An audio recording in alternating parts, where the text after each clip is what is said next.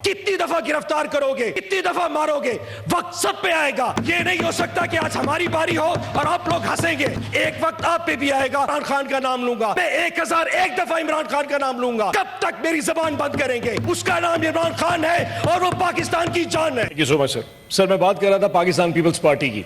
ہم ہر وقت پاکستان مسلم لیگ نون پہ تنقید کرتے ہیں اور وہ لوگ برداشت بھی کرتے ہیں, لیکن اس پورے نظام میں ایک جماعت اتنی خوبصورتی سے اپنے آپ کو گڈی گڈی کھیل رہی ہے سر کہ کسی کو اندازہ بھی نہیں ہونے دے رہے. اور میں سمجھتا ہوں اس میں ان کی سہولت کاری سب سے زیادہ خطرناک ہے. ڈیفیمیشن کا لاء پنجاب میں آیا تو پیپلز پارٹی نے کہا کہ جی ہمارے اس لاء سے تعلق نہیں. جو ان کے وہاں پہ لیڈر آف دا ہاؤس ہیں یا جو پارلیمانی لیڈر ہیں انہوں نے کہا جی پاکستان پیپلز پارٹی اس کو ڈیفینڈ نہیں کرے گی. قانون وہاں پہ نون لیگ نے پاس کروا دیا. جس دن پاس کروایا گورنر سے سائن کروانا تھا. اتنی کمال خوبصورتی سے پاکستان پیپلز پارٹی نے اپنے گورنر کو دبئی چھٹی کے لیے بھیج دیا, اور مجھے یقین ہے اس کے ٹکٹ کے پیسے پاکستان مسلم لیگ نون نے ادا کیے ہوں گے. وہاں 5 اسٹار میں ہوٹل کے اسٹے کری ہے. 1 ہفتے کے لیے وہ صاحب بہادر دبئی چلے گئے, اور جب وہ دبئی صاحب بات تو کرنے دے, ڈیفیمیشن لاء میں 30 لاکھ جرمانہ نہ کرا دیجیے گا. جب وہ واپس دبئی چلے گئے تو پیچھے میں جس اسپیکر نے اپنے پارلیمنٹ پنجاب کی اس اسمبلی میں وہ لاء پاس کیا تھا وہ آرام سے گاڑی پہ سوار ہوتے ہیں اور وہاں سے اسمبلی سے نکل کے گورنر ہاؤس میں قائم مقام گورنر بنتے ہیں اور آرام سے سائن کر کے واپس چلے جاتے ہیں. اور جیسے ہی واپس اسپیکر ہاؤس پہنچتے ہیں گورنر صاحب دبئی سے پھر لینڈ کر جاتے ہیں. اور پھر اوپر سے پیپلز پارٹی کا بیان آتا ہے کہ ڈیفیمیشن لاء میں پاکستان پیپلز پارٹی بالکل کردار ادا نہیں.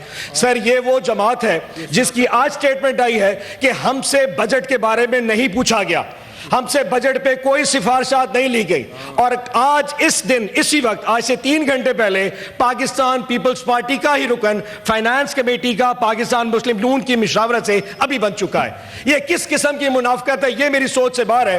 اور اسی پاکستان پیپلز پارٹی کی ایک ہماری ریسپیکٹیبل جو خاتون ہے ان کو پلاننگ اینڈ ڈیولپمنٹ کا, یعنی کہ ہر وہ چیز جو پاکستان پیپلز پارٹی کو چاہیے وہ آرام سے آئین عہدے بھی لے لیتی ہے, وہ اسٹینڈنگ کمیٹی کی چیئرمینی بھی لے لیتی ہے, وہ گورنر بھی لیتی ہے. لیکن جب گند کی باری آتی ہے ہمارا اس سے کوئی تعلق نہیں ہے, کیونکہ شاید کسی دن اگر بلاول بھٹو زرداری صاحب کا موڈ کیا تو انہوں نے اس حکومت کو گرانے کا جو ایک پلان بنا رکھا ہے اس کی ایگزیکیوشن کا ٹائم آ جائے گا. آخری چیز سر جو بہت امپورٹنٹ ہے سر, 3 ججز 3 لوگوں کا فیصلہ اسلام آباد ہائی کورٹ میں ہونے والا تھا اور فیصلہ بالکل مکمل ہو چکا تھا کہ پاکستان پیپلز تحریک انصاف کے 3 ایم این اے جو کہ الیکشن فارم 45 پہ جیت چکے تھے 8 فروری کو, ان کا فیصلہ 2 مہینے ٹریبیونل سلطہ رہ گیا. اچانک ایک نون لیگ کے ایک صاحب درخواست دیتے ہیں کہ ہمیں جج پہ اعتماد نہیں, اور الیکشن کمیشن اگلے دن 1 دن کی کارروائی کے بعد اس جج کو ٹریبیونل سے ہٹا دیتا ہے. سر یہ پاکستان میں ہی ہو سکتا ہے کہ 1 مہینے کی کارروائی جج صاحب کر لیں جس میں وہ جماعت جھوٹی پائی جائے اور خدشہ ہو کہ 3 ایم این اے چلے جائیں اور وہ تینوں ایم این اے اسلام آباد سے ہوں, اور آپ کو کیونکہ 2/3 اکثریت بھی چاہیے اور اس میں ریزرو سیٹس بھی جانی ہے, آپ نے اچانک جج تبدیل کر دیا. عدت کا کیس 1.5 مہینے 2.5 مہینے چلتا رہ گیا. جس دن جج صاحب نے فیصلہ کرنا تھا اس دن جج صاحب کہتے ہیں اوہ مجھے یاد آ گیا, میں تو اس کورٹ میں بیٹھنے کا اہل ہی نہیں ہوں, مجھے فوراً جو ہے نا یہاں سے ہٹا دیا جائے, یہ ایک فیملی کورٹ میں. جب جج صاحب وہاں پہ بیٹھنے کے وہاں پہ مجاز نہیں ہے, جب وہ کیس سن نہیں سکتے عدت کا, تو پھر آخر سزا میں اس شخص کو اور اس کی بیوی کو پھر 7 سال کی سزا کس چیز کی دی گئی ہے؟ یہ کون سا قانون ہے کہ جج تو سننے کا اہل نہیں ہے لیکن ملزم 7 سال جیل میں رہے گا؟ سر یہ قانون نہیں چل رہا, یا انصاف نہیں چل رہا, یا جنگل کا قانون چل رہا ہے. یہاں جو لوگ اس جنگل کے قانون کو چلا رہے ہیں وہ بھول چکے ہیں کہ یہاں خدا بھی بستا ہے, اس ریاست میں عوام بھی بستی ہے, اس ریاست کی عوام کی بددعائیں بھی بستی ہیں.